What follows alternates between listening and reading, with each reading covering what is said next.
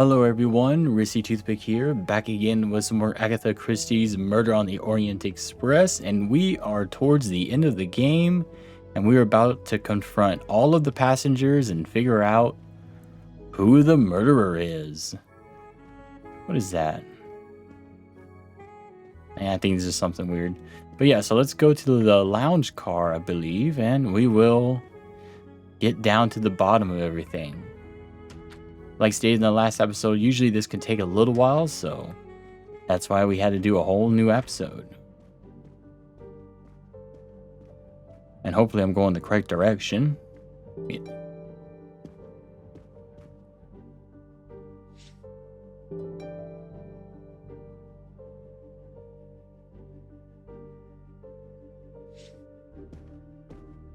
Monsieur Bouc, are the train crew locked in their quarters? Yes, they are. Then the stage is set for the final act. Ladies and gentlemen, I have gathered you together to hear my reconstruction of the murder of Samuel Edward Ratchet, also known as Cassetti. There is not one, but two possible solutions of the crime. I shall put them both before you, and I shall ask Monsieur Bouc and Dr. Constantine here to judge which solution is the correct one. Two solutions? Mr. Poirot, I am hardly qualified. Nevertheless, your assistance is required.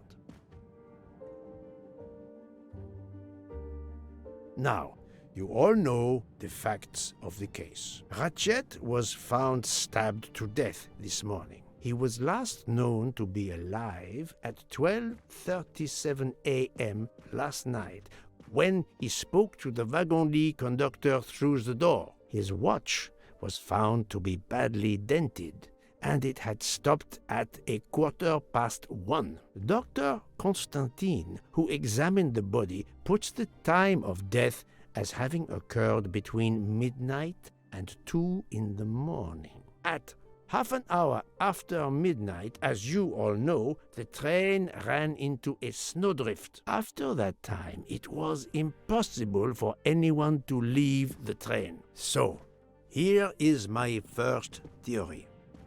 The enemy, as Ratchet expected, joined the train at Vinkovsky by the door left open by Captain Arbuthnot and Monsieur McQueen, who had just descended to the platform. He was equipped with a wagon-lit jacket, which he wore over his ordinary clothes, and a pass key which enabled him to gain access to Ratchet's compartment in spite of the doors being locked. Ratchet was under the influence of a sleeping draught. This man stabbed him with great ferocity, 12 wounds in all. He left the compartment through the communicating door to Madame Hubbard's compartment. Yes, that's so. Scared me half out of my wits. The murderer thrust the dagger he had used into Mrs. Hubbard's handbag in passing.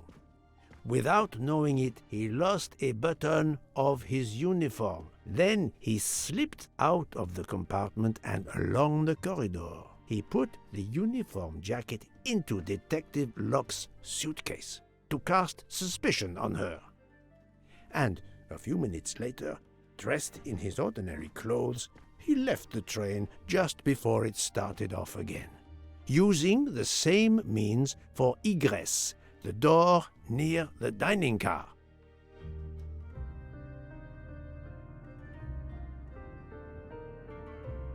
That is the first hypothesis.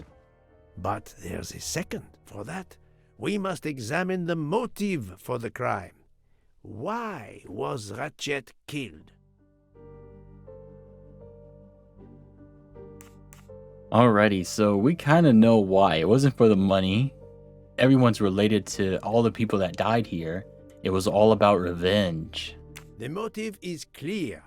Revenge, of course. Nothing was stolen, and we know that Ratchet had made many enemies. This was a premeditated crime, meticulously planned. When was the crime planned? Probably several months. Well, it also was kind of messy. But they had to have time because all the tickets were sold several months in advance.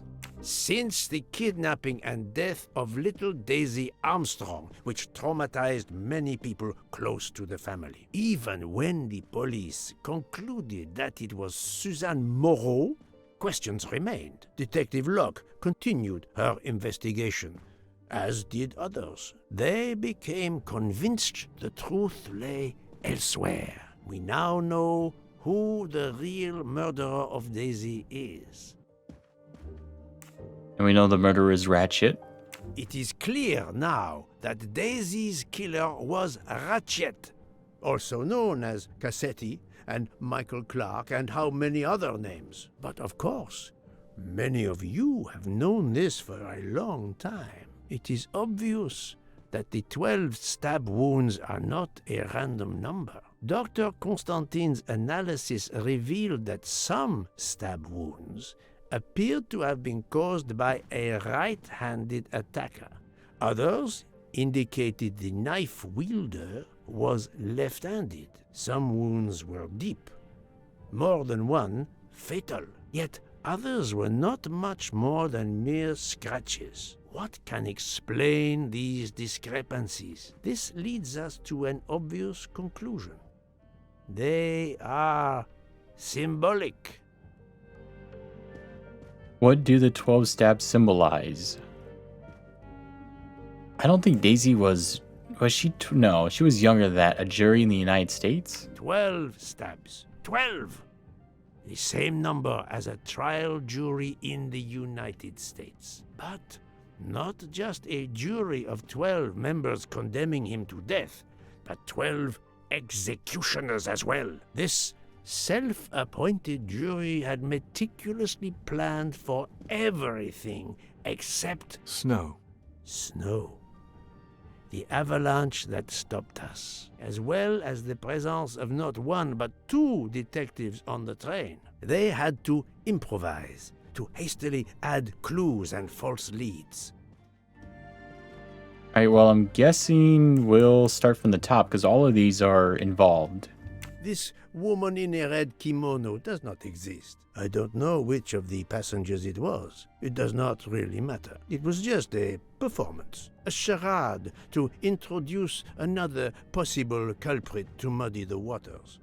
Now, maybe they should have in this game dealt with the kimono more. Like, there's a mission where we're really looking for it, and it ends up leading us to another mission because we get stuck with the kimono. You know, I think that would have made it more significant.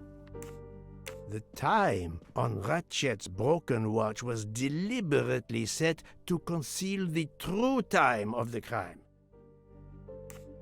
The vial of vaping liquid incriminated Captain Arbuthnot. However, he had a solid alibi confirmed by Monsieur McQueen. Impossible then to suspect him. And then now the jacket.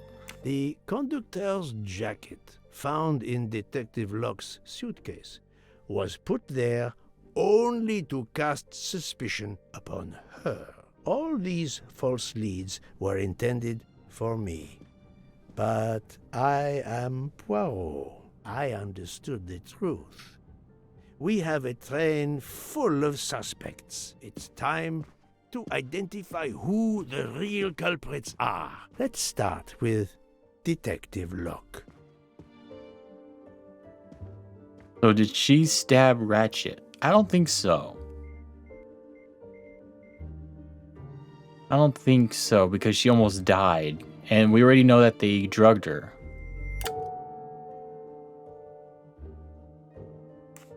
What is the proof? She was drugged. Planting the conductor's jacket in her suitcase was an attempt to implicate Detective Locke, but she couldn't fake her drugged condition. Dr. Constantine can testify that the drugged tea incapacitated her for hours, and she had 2 relapses. Let us move on to Monsieur McQueen. When I told him about Cassetti, He looked very surprised that I managed to make the connection between him and the Armstrong case. He told me, "But I thought we had..." I think he meant...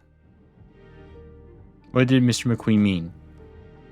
I thought we had eliminated all clues. You thought you didn't leave any real clues linking the murder to the Armstrong kidnapping. Moreover, you insisted that Ratchet did not speak French when you knew I had heard a voice calling out in French that was supposed to be Ratchet.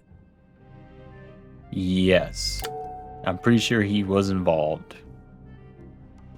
What implicates Mr. McQueen? His father.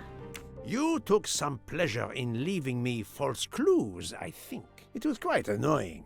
But you told me yourself that your father was the district attorney who handled the Armstrong case. The case haunted my father. At first, he believed Suzanne Moreau had helped her boyfriend, Noah, to kidnap Daisy, even though there were questions that went unanswered, and a young policewoman refused to let it go, continuing to find discrepancies, but never enough to reopen the official investigation. That policewoman sits there. Her name is Joanna Locke. Then tell him. Tell him how in the end my father believed you, how he resigned a job that he loved, racked with guilt that he may have let that monster go free. He died young, broken, his faith in justice broken. That's what Ratchet did to him. Thank you for your honesty, Monsieur McQueen. Your father is one more victim of the man who called himself Ratchet. Now, I will turn to Ratchet's valet, Monsieur Masterman. Now, this is hard because we don't really know a lot about him. He might not be involved, but I don't know.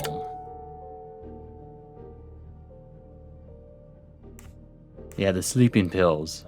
Ratchet sensed danger close to him and naturally wanted to stay awake. You gave him sleeping pills without his knowledge. Once he was sound asleep, you could do what you had to do in peace. Sir, I'll tell you the truth. I was Colonel Armstrong's adjutant in the war, sir, and afterwards, I was his valet in New York. I'm afraid I concealed the fact this morning. It was very wrong of me, sir, but I knew how suspicious it would look. Is that all you have to say? That's all, sir. So he was involved Now, as well. To leave no suspicious stone unturned, let us move on to Monsieur Book. What? Me? A suspicious stone? Well, no, he wasn't involved at all. Was the proof? Director of the company found me on the room of the train. Our friendship wouldn't be great, but found me a room on the train probably. Book, my friend, of course you are not guilty. You did everything you could to get me on this train. What madness would cause you to ensure, and I speak with all modesty, that the best detective in the world could be present to witness your crime? But doesn't our friendship count as well? Most assuredly, but a murderer can wear all sorts of masks, including friendship. Let us consider our ever-efficient wagon-lit conductor, Pierre Michel. Now we know he's involved. What implicates him? Is it Miss Moreau? No, that is his motive. I need real, tangible proof. Okay, wrong one, but he did drug Miss Locke. Your admission that you drugged Detective Locke immediately incriminates you. But the murder could not have been possible without your very capable assistance. Your knowledge of train procedures made the murder possible, and your position in the corridor of the train allowed you to be the perfect alibi for several passengers. And your motive? Suzanne Moreau, Daisy Armstrong's poor nanny, who was wrongly accused and committed suicide, was your daughter. C'est un foiré. He got what he deserved. My poor daughter has finally been avenged. My Suzanne. My child. Let's move on now to Monsieur Hardman, one of 3 detectives on this train. But he was involved. And then his Mr. Michel's testimony, probably. Monsieur Hardman, I think you are a real detective, but you were never hired by Ratchet. Your alibi was that you were watching the corridor to protect Ratchet, which, of course, you never did. You protected Pierre Michel. However, we just saw that his alibi doesn't hold up, so neither does yours. I don't know about the conductor. Being Suzanne's fiancé, you had a substantial motive to punish Ratchet. You used your detective skills, just as Detective Locke did, to hunt him down and finally avenge the death of your beloved. That's right, Mr. Poirot. I do have some detective skills. I never doubted it. Now, Fraulein Schmidt, the lady's maid with the soul of a cook. Yeah, probably involved as well. She drugged Miss Locke as well. Fraulein Schmidt, you told me of your remorse for drugging Detective Locke. I believe you are sincere. However, as the cook of the Armstrong family, you experienced the drama from within. The death of Daisy, then Sonia Armstrong, who died in childbirth, and finally, Suzanne and John Armstrong.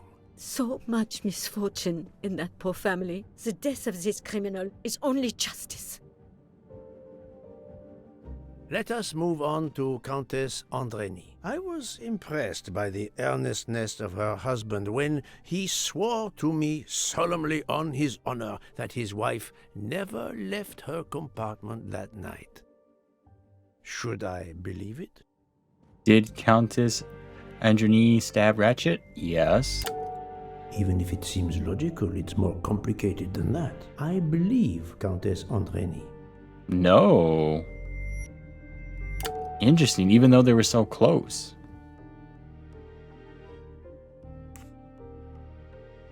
Morally incapable of stabbing, too weak to stab. She is Sonia Armstrong's sister. This one's kind of hard. It doesn't matter if she was too weak. Some of those were tiny. On the contrary, this fact gives her a motive for murder. It has to be the middle one. Morally incapable. Countess Andreny, being Sonia Armstrong's sister, you had every reason in the world to want to avenge her. But you were incapable of stabbing someone, even after what he had done to you and your family. The night of the crime, you simply took a sleeping pill. I appreciate the irony that nearby, Detective Locke was also in a drugged sleep. When you awoke, you thought the nightmare was over. Rudolph? Hush, my love. Hush. Excellent transition. I was coming to you, Count Andreny. Well, then if she didn't, he had to. Yep, he replaced Mrs. Andreny. 12 people, a jury. This was very important to all of you. If Countess Andreny did not stab Ratchet, someone had to take her place. And you, Count, the beloved husband. I've seen how fiercely you love and protect your wife. Enough! I would do anything for Helena. Anything. Even that. Yes, even that. Let's move on to Monsieur Foscarelli.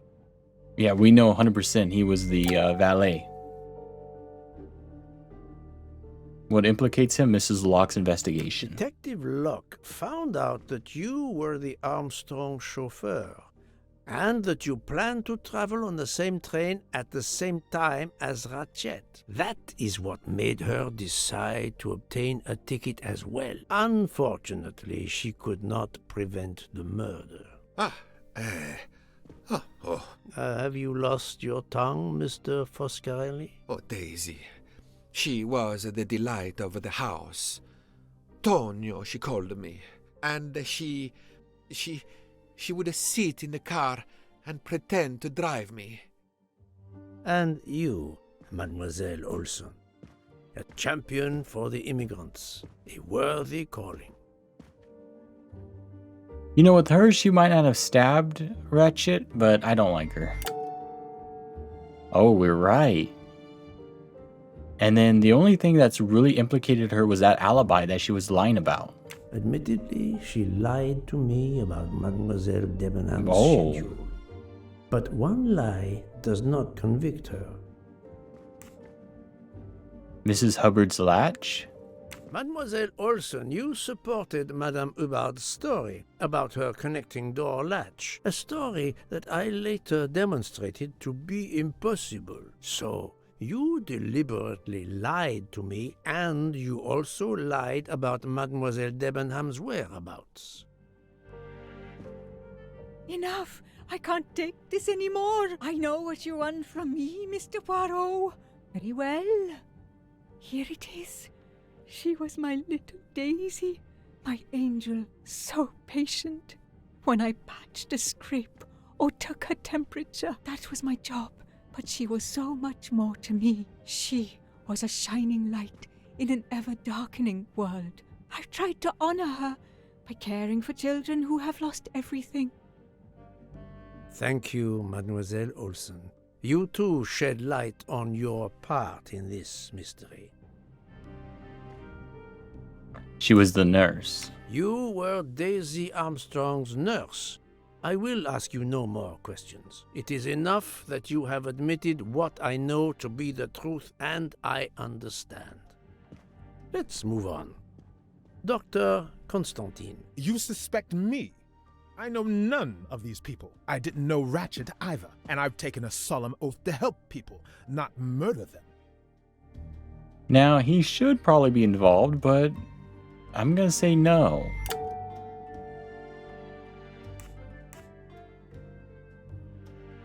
Box testimony. You are one of the few people in this room not to have any connection with the Armstrong case. Moreover, your alibi is confirmed by Monsieur Bouc, whom I would trust with my life. That is very kindly said, my friend. We now come to Mademoiselle Debenham and Captain Arbuthnot, whose relationship was not in doubt from the moment I inspected your room at the hotel. You have a bloody nerve.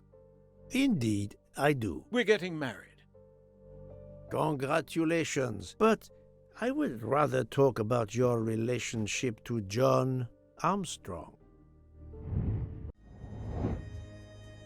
What links Captain Arbuthnot to John Armstrong? Soldiers. My little gray cells did not let me down.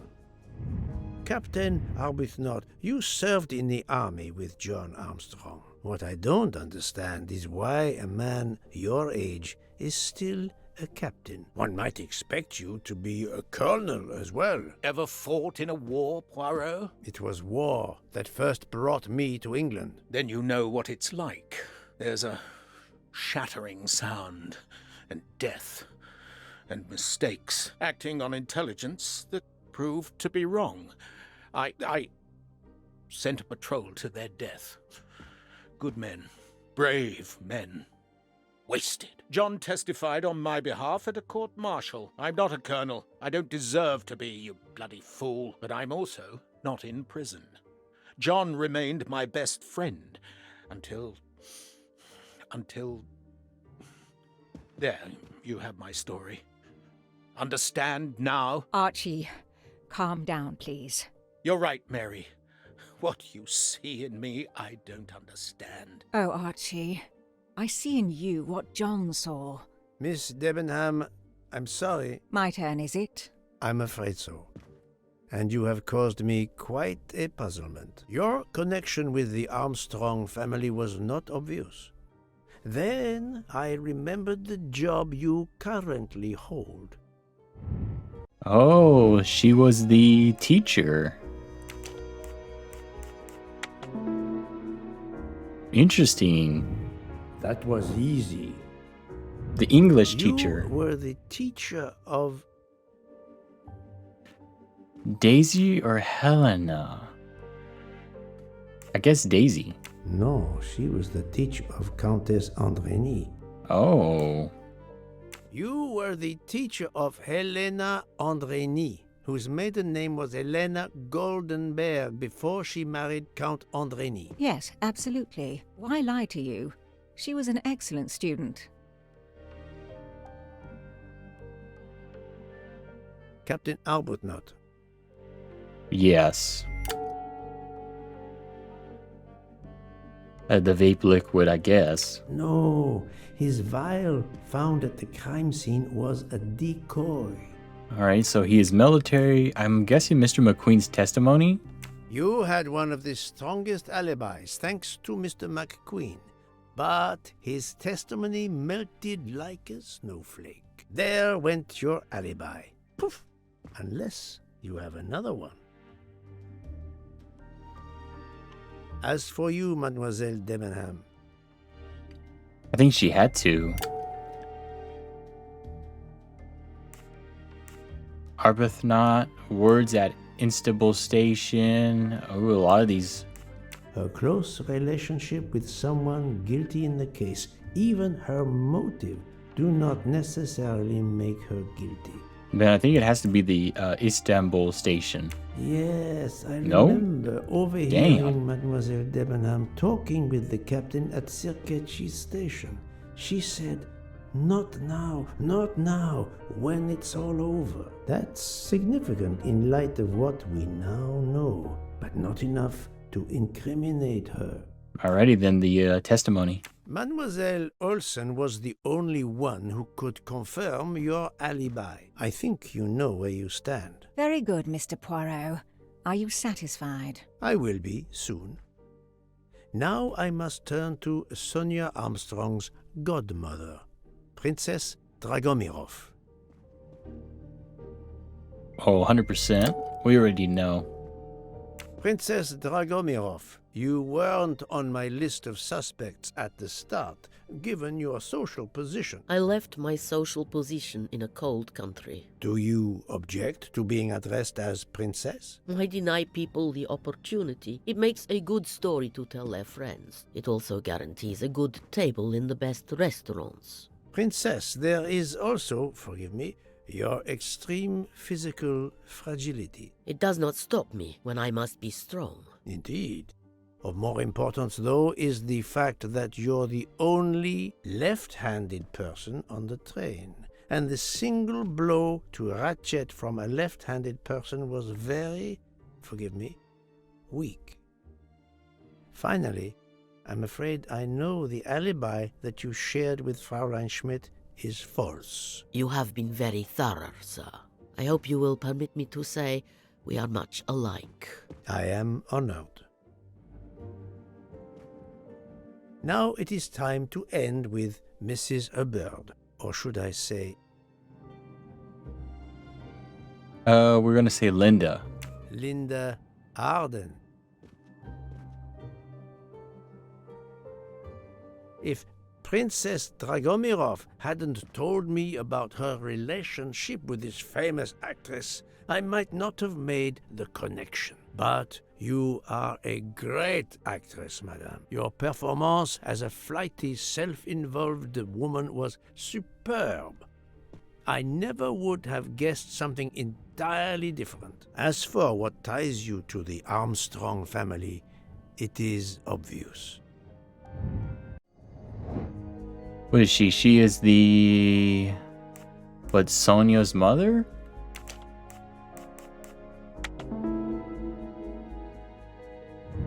I'm right again. That Grandma. happens to me a lot. Mrs. Hubbard, you are the mother of Sonia Armstrong and Mrs. Andrény. Oh, she 100% stabbed him. I mean, he killed her granddaughter. What implicates her? Proximity. The fact that Mrs. Hubbard has direct access to Ratchet's room is no accident, but it does not incriminate her directly.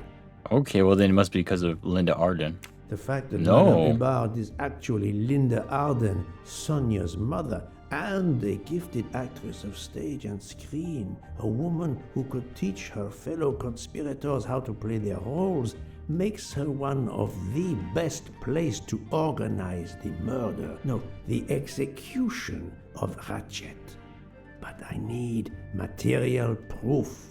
Man, those eyes though, the toilet bag hiding the latch. Madame Hubbard, you really are a remarkable actress. You put so much effort into your character and into staging the murder. I saw it as a perfect mosaic, each person playing his or her allotted part. So carefully arranged that if suspicion should fall on any one person, the evidence of one or more of the others would clear the accused person and confuse the issue. Everything was meticulously planned. But you hadn't expected that Detective Locke and I would be on this train, and the avalanche would block it on the night of the murder. You had to improvise. But again, improvisation would be another of your skills as an actress. So you came up with the story that the latch on the door that communicated with Ratchet's compartment was hidden by the handbag. I always fancied myself in comedy parts. That slip about the sponge bag was silly. Shows you should always rehearse properly. You know all about it, Mr. Poirot. You're a very wonderful man, but even you can't quite imagine what it was like. That awful day. I was just crazy with grief. So were the servants. We decided then and there that the sentence of death that Ratchet had escaped had got to be carried out. There were 12 of us, or rather 11. Suzanne's father was over in France, of course. First we thought we'd draw lots as to who should do it, but in the end we decided on this way. It was the driver, Antonio, who suggested it. Mary worked out all the details later with Hector McQueen. It took a long time to perfect our plan. We first had to track Ratchet down. Hardman managed that in the end. Then we had to try and get Edward and Hector into his employment. Well, we managed that. Then we had a consultation with Suzanne's father. Captain Arbuthnot was very keen on having 12 of us. He seemed to think it made it more orderly. He didn't like the stabbing idea much, but he agreed that it did solve most of our difficulties. Well, Suzanne's father was willing. Suzanne had been his only child. We knew from Hector that Ratchet would be coming back from the east, sooner or later, by the Orient Express. With Pierre Michel actually working on that train, the chance was too good to be missed. My daughter's husband had to know, of course, and he insisted on coming on the train with her. Hector wrangled it so that Ratchet selected the right day for traveling when Michel would be on duty. And then, at the last minute, you came. For the rest of the story, you worked out everything, Mr. Poirot. You were right about all of us. What are you going to do about it? If it must all come out, can't you lay the blame upon me, and me only? I would have stabbed that man 12 times willingly. It wasn't only that he was responsible for my daughter's death, and her child's, and that of the other child who might have been alive and happy now. It was more than that. There had been other children kidnapped before Daisy, and there might be others in the future. Society had condemned him. We were only carrying out the sentence, but it's unnecessary to bring all these others into it, all these good, faithful souls. You are a director of the company, Monsieur Bouc. What do you say?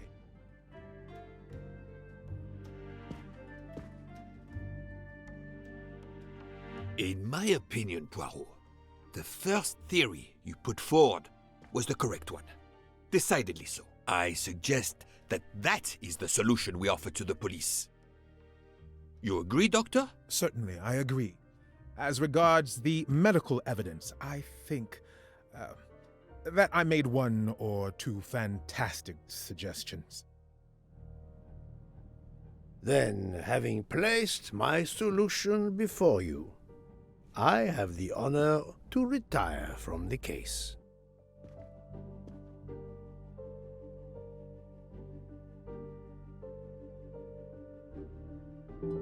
There we go. The case where you can argue about justice. That was pretty good though. But yeah, this is one of those big cases because, you know, Hercule Poirot is the big cop guy, the big detective. But even in this case, he's like,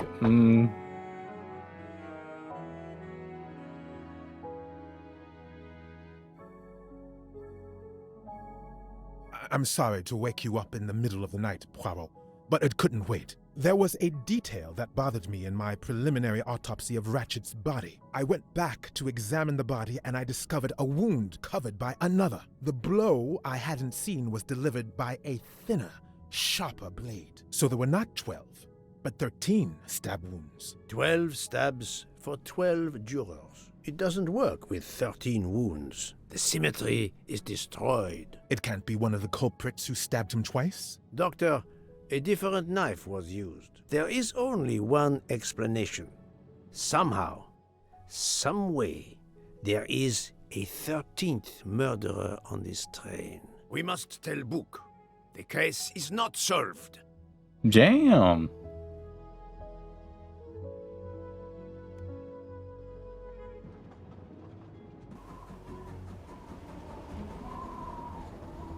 Maybe it was the detective.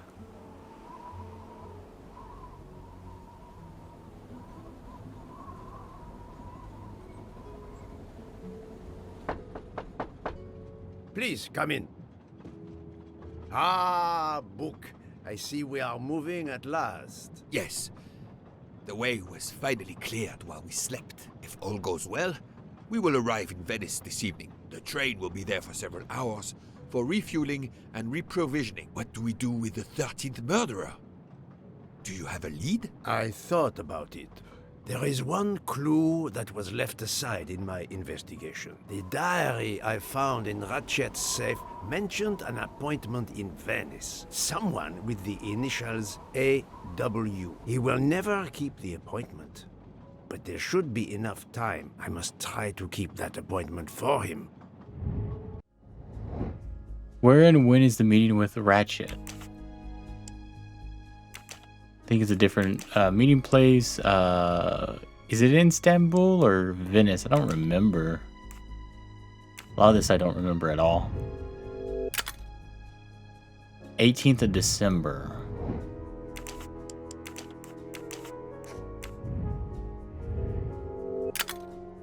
$10. This was like way in the beginning. Everything else is correct.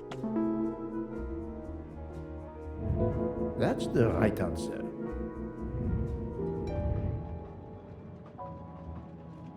Now time to talk to the doctor. Wow, the mission is not over just yet. How would it look to the police if I asked a suspected murderer? I think we should let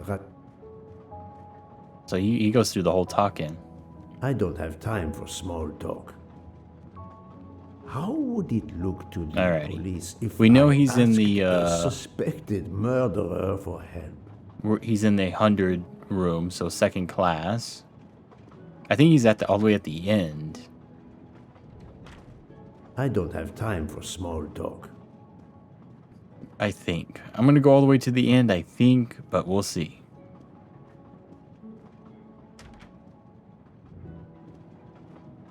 Well, no one in here. How would it look to the police if I don't have... How? Man, maybe not.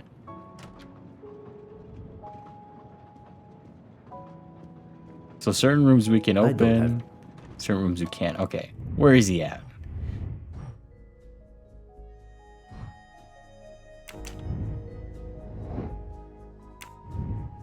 Maybe they're not in the room. Maybe he's in the bar or something.